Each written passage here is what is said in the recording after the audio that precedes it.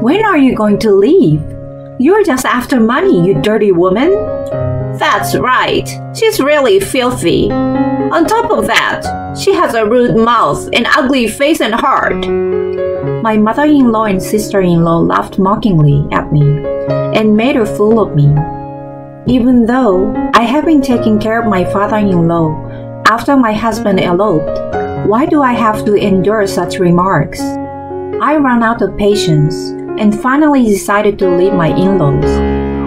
Afterwards, my mother-in-law and sister-in-law experienced hell. Well, why are we going through this? My name is Tammy, a 34-year-old office worker. I graduated from university and have been working in the same company ever since. I currently hold the position of assistant manager, responsible for many subordinates. It's a role of great responsibility. I have been with this company for 12 years, and it is a great place to work, and the work is very rewarding. I've always enjoyed working, but regardless, I consistently think it's a great company. And I think a big reason for that is because the president, Douglas, is a very good person. This company is quite successful even among small and medium-sized enterprises, with good sales and decent salaries. But what sets it apart is its remarkably low employee turnover rate. Actually, since I joined the company, very few people have left. And even when they did, it was mostly due to reasons like marriage or childbirth. I have been enjoying my work every day, feeling glad that I joined this company. And perhaps because of my positive attitude toward work, I had gained a great liking from the president. Therefore, about a year ago, the president made me the following proposal. Tammy, you are truly diligent, hardworking, and a wonderful woman. If you're okay with it, would you mind meeting my son, Nathan? Huh? Oh well, if you already have a boyfriend or are considering marriage, then it's a different story. But I would like you to meet my son at least once. I was taken aback when the president suddenly said that to me.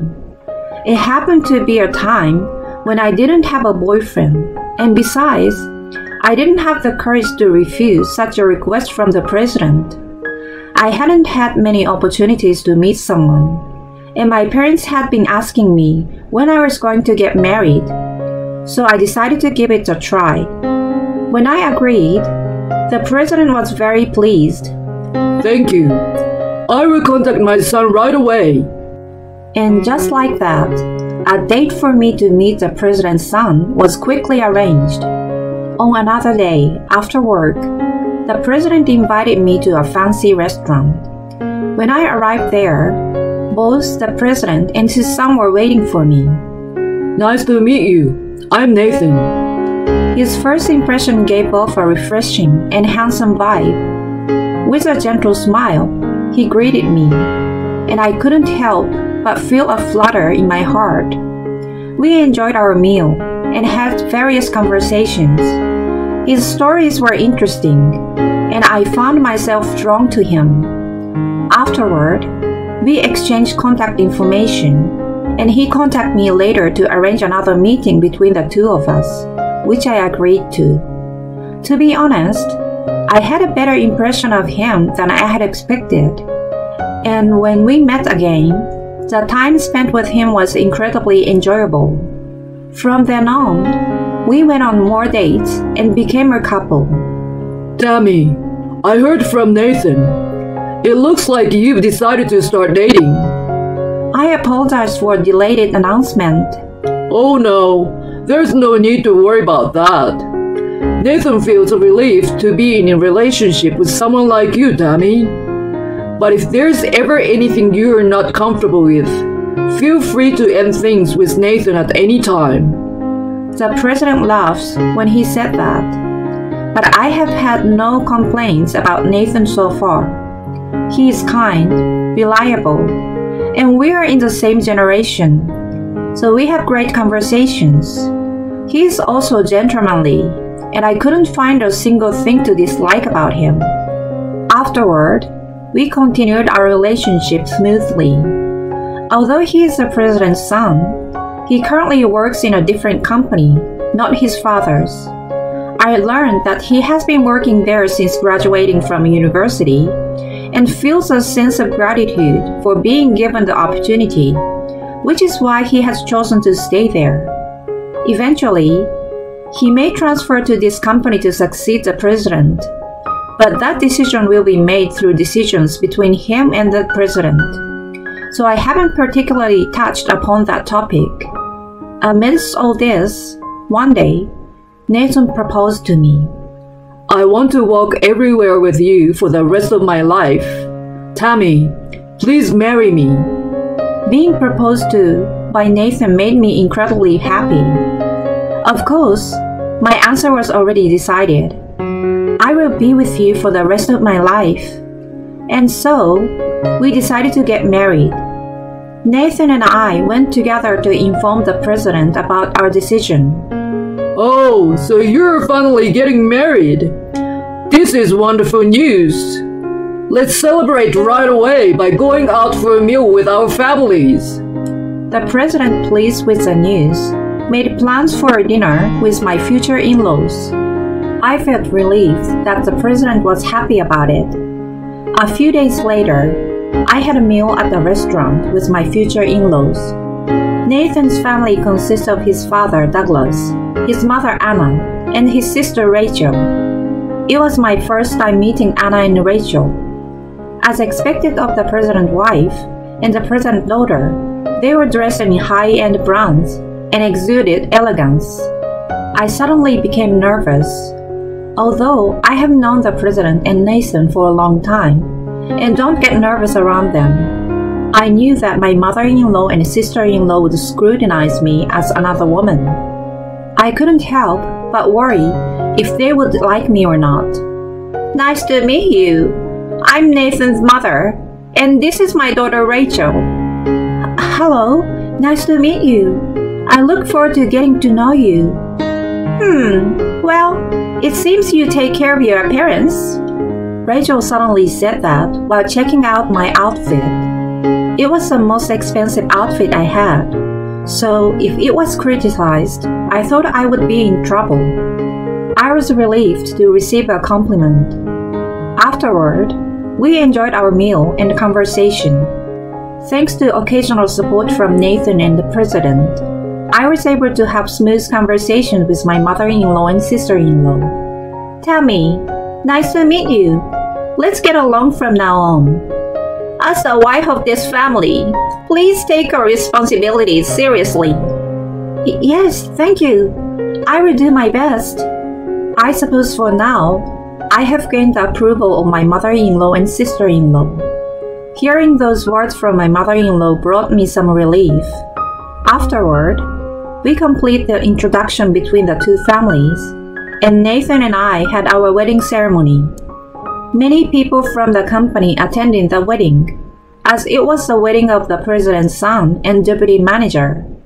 And as the wedding proceeded smoothly, Nathan stepped forward in front of everyone, took the microphone, and made the following declaration. Thank you very much for attending our wedding today. From now on, I will be transferring to my father's company and working with the assumption of succeeding as the president. I kindly ask for your guidance and support. Afterward, the president also stepped forward. Everyone, please take care of my son from now on. And he made his greetings. The venue was filled with excitement, and everyone applauded together. The wedding was a great success and became a joyful ceremony.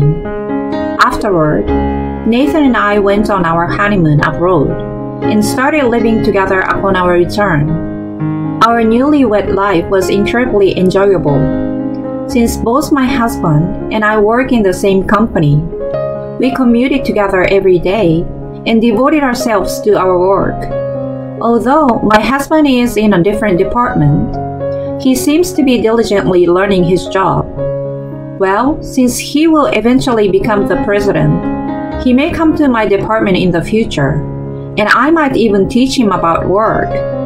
To ensure that I can properly guide him when that time comes, I will also put my full effort into work. With enthusiasm, we worked and had a wonderful newlywed life at home. Tammy, you are really good at cooking. It's really delicious. Thank you. It's worth cooking when you eat it so happily like that.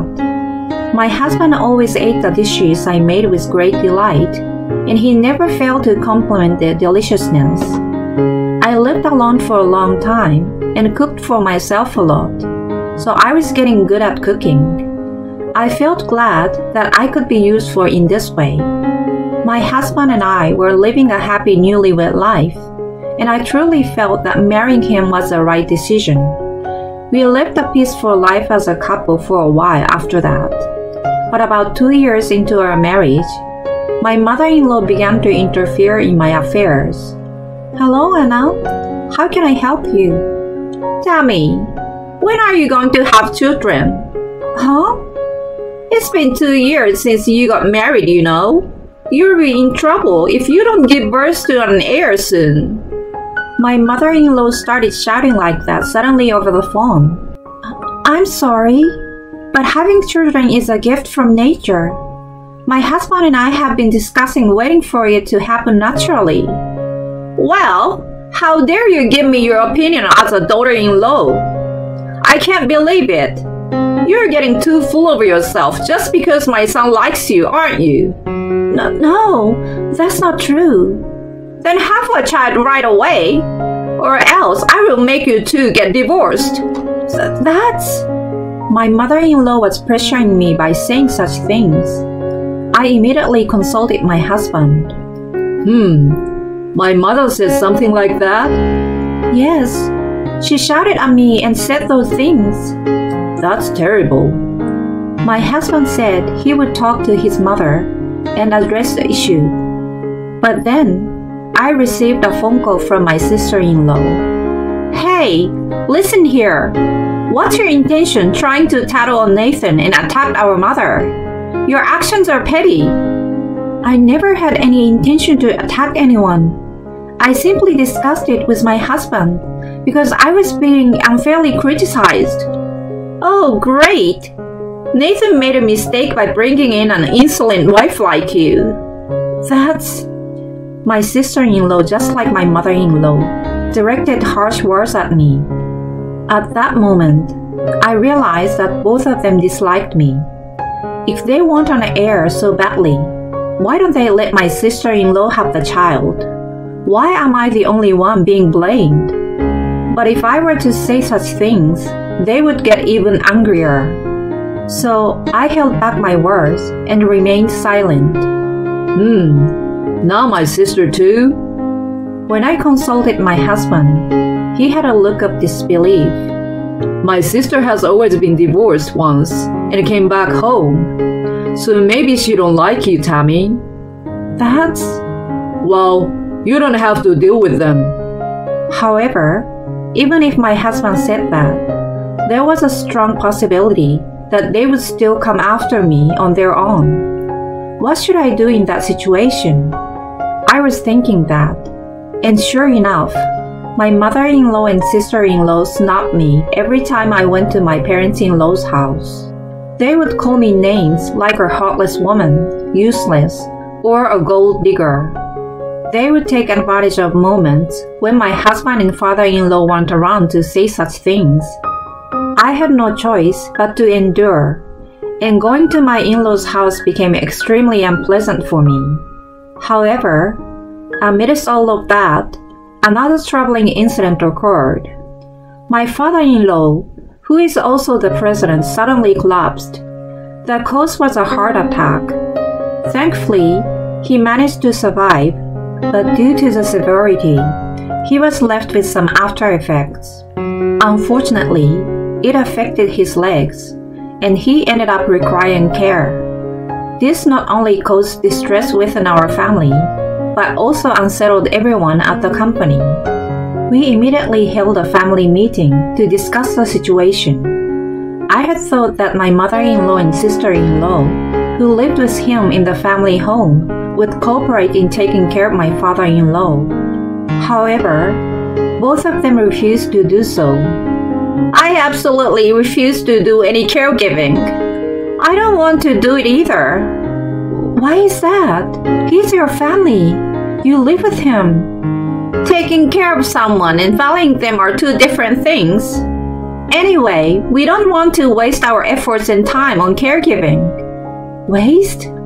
I was disappointed with their arguments. Despite the fact that they can live comfortable life thanks to my father-in-law's earnings, I wondered if these two even had a sense of gratitude. My husband was also exasperated by their statements. Then should we hire a caregiver? My husband made that suggestion, but surprisingly, both of them began to reject even that. Absolutely not. That's right. Allowing a stranger to freely come and go in our house? We have no idea what could be stolen. My mother-in-law and sister-in-law vehemently opposed it, saying such things. Then what should we do? You're not suggesting we put your father in a care facility, right? My father-in-law may have mobility issues with his legs, but his mind is still sharp and he's full of energy. He even says he can continue working while using a wheelchair. The option of putting him in a facility is unthinkable. It seems like my mother-in-law and sister-in-law understand that too. And then, they came up with a ridiculous idea. Well, why don't you do it, Tammy? Huh? That's right. Taking care of a family member is a wife's duty after all. You should be the one providing the caregiving. But, well, Nathan is working, so he doesn't have time for caregiving, right? That's why you're the only one available. But I also work at my father-in-law's company. Oh, please. I bet you don't do much there, do you? Exactly. You have just brown-nosed your boss and climbed the corporate ladder. The words of my mother-in-law and sister-in-law were too cruel. And the conversation kept going in circles. And in the end, I had no choice but to give in. So Tammy will be taking care of me? Yes, that's what we discussed. But what about your job? You don't need to worry about that. That's right. She's willing to do it for us. Besides, Nathan and Tammy will be living here with us, so we can have a peaceful and secure life. My mother-in-law and sister-in-law made various decisions without considering my opinion, and I was forced into a life of living with them and taking care of them in my in-laws' house. My father-in-law responded, Well, if everyone has discussed and decided on it. Douglas seems to accept it with understanding. He must be glad that his son will be coming back home. Afterwards, thanks to my father-in-law's arrangements, I continue to be employed at the company while taking on the responsibility of caregiving. This meant temporarily putting on hold the work I had been handling myself. From then on, I started taking care of my father-in-law at my in-laws' house. Tammy, I'm truly sorry. What are you saying, Douglas? We're family, so please rely on me anytime. Caring for my father-in-law itself wasn't that difficult. He was very kind and grateful to me. On the contrary, it was a time outside of caregiving that was challenging. Living with my mother-in-law and sister-in-law felt like being treated as a housekeeper. I was supposed to be cohabiting for the purpose of caregiving, but somehow, most of the household chores ended up falling on me. Both my mother-in-law and sister-in-law would mess up the house as they pleased and go out to enjoy themselves at their own convenience. My father-in-law was dismayed by their behavior. You don't have to worry too much about the household chores. Anyway, those two wouldn't even notice if you cut corners or not. Douglas' word gave me some relief. However, during this time, I had another worry, and that was about my husband. My husband, who used to be so kind, started to push all the caregiving and household tasks onto me, just like my mother-in-law and sister-in-law. And since I started staying home for caregiving, My husband started coming home much later. He claimed to be working late every day, but I noticed an increase in the days when he smelled of alcohol. There were days when I noticed the scent of shampoo or soap on him, which made me feel suspicious. Furthermore, I continued to endure the mistreatment from my mother-in-law and sister-in-law, making my life in this house gradually more painful. In the midst of all that, an unexpected event occurred. My husband suddenly disappeared. Strictly speaking, he eloped with a co-worker and vanished without a trace. While both my father-in-law and I were absent, it seems that my husband was freely indulging himself at work and had developed a romantic relationship with his secretary. And then, he abandoned everything and disappeared with her. This came as a shock to the entire family. My husband, who was supposed to take over as president, was gone, and he was even having an affair with his secretary. Due to his reckless behavior, the company's management was on the verge of collapsing. In order to handle this situation, my father-in-law, despite being in a wheelchair, had no choice but to take charge and handle various matters. I was filled with sadness and frustration due to the betrayal from my husband. But first and foremost, I had to support my father-in-law and rebuild the company. So I suppressed my own feelings. I could not abandon my father-in-law and the company. After that, for a while, I took care of my father-in-law's caregiving while also attending board meetings together. I was working with my father-in-law while being at home. Since my father-in-law's mind was still sharp, the company's recovery was progressing smoothly, and little by little, our daily life was returning to a more stable state. In the midst of all that, one day, my mother-in-law and sister-in-law confronted me. "Hey, Tammy." "What is it, Rachel?" "When are you leaving?" "Huh?" "Well, you were abandoned by Nathan, weren't you? He even left behind the pre-filled divorce papers and walked out. And yet, you're still lingering here. Isn't it because you're after our father's inheritance? You're just a money-hungry, despicable woman." Upon hearing that, my mother-in-law joined in and followed suit. "That's right.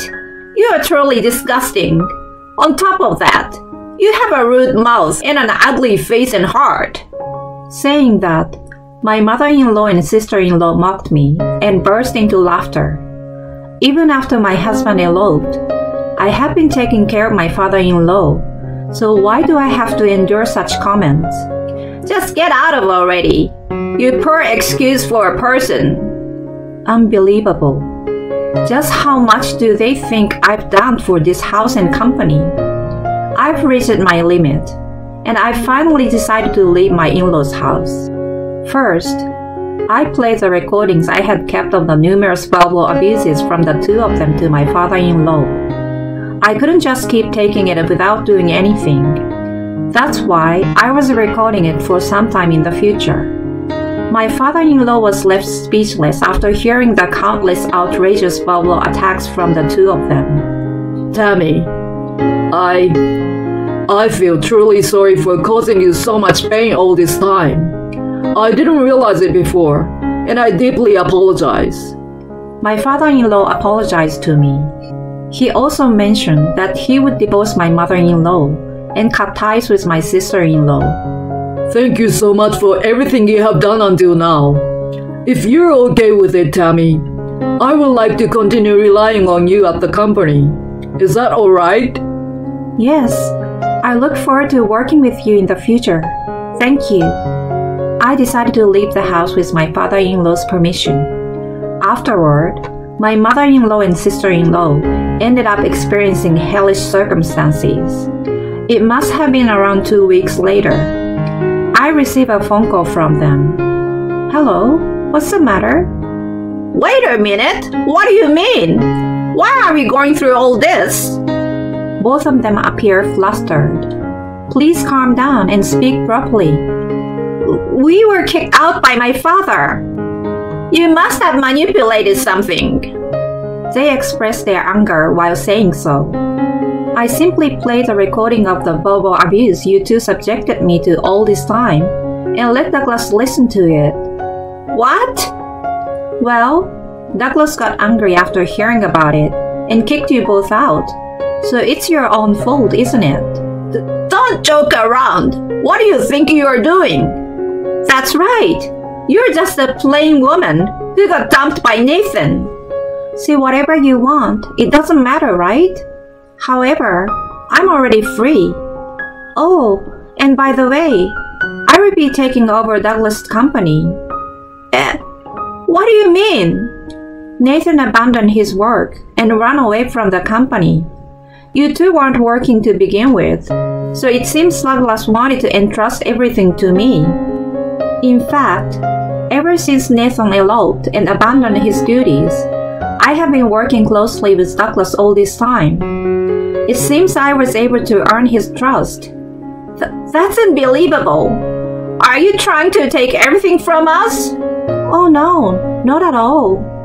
First of all, isn't the house and company both owned by Douglas? Besides, it was you two who were benefiting from it, right? But if you act arrogantly and do as you please, it's no wonder you are no longer welcomed. I've already conveyed what I wanted to say, so are we done here?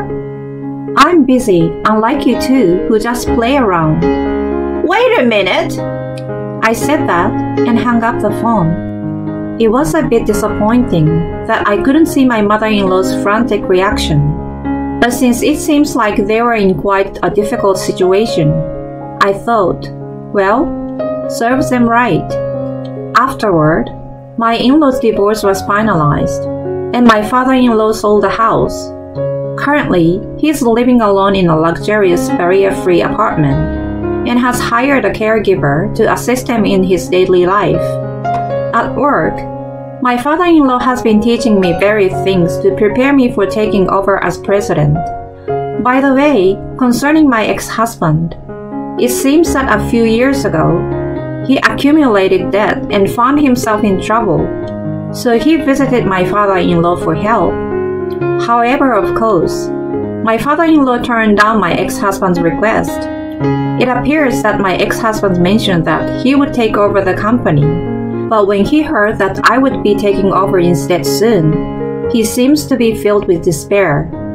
And so, it was declared that his ties would be severed with my father-in-law, and it seems he hasn't been seen since then.